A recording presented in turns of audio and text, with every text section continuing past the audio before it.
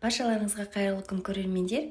Бүгін сіздерге өте оңай жасалынатын және де жұмсақ болып шығатын рогаликтердің рецептін ұсынамын. Ең алдымен таза ыдысымызға бір жұмыртқамызды салып, оның үстіне шекер саламыз. Дәміне қарай аз ғана тұз саламыз. Және де осы массаны венчиктің көмегімен жақсылап бір араластырып аламыз. Содан соң 2 ас қасық сұйық майымызды қосамыз. Сұйық майдың орнына сары майды ертіп қолдансаңыздар да болады.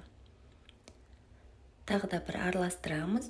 Келесі кезекте қаймағымызды саламыз. Қаймақ менде дүкеннің қаймағы.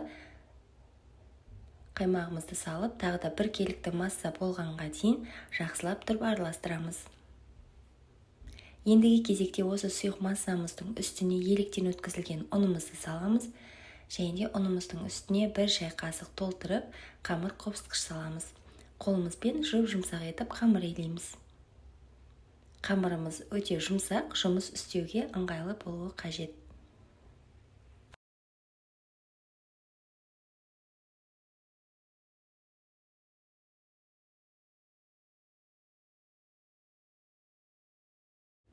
Көріп тұрғандарыңыздай, біздің қамырымыз дайын болды. Осындай жұмсақ, бірақ қолға жабыспайтын болуы қажет.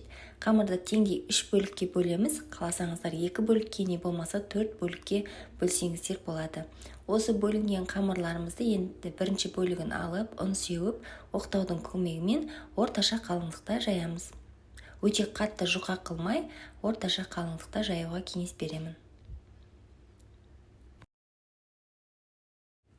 Жайып болған қамырымызды осы видеода көрсетілгендей етіп кесіп аламыз. Біздің қамырымыз өте жұмсақ болғандықтан оңай жайылады. Және де осы видеода көрсетілгендей осылай орап рогаликтерімізді жасап шығамыз. Қаласаңыздар ортасына салма салуыңызға болады, яғни начинка қолдансаңыздар болады. Кез келген варенье, творог, не болмаса вареную сгущенку қолдансаңыздар да болады. Бірақ мен ештеме салмай осылай пісіргенді жөн көрдім.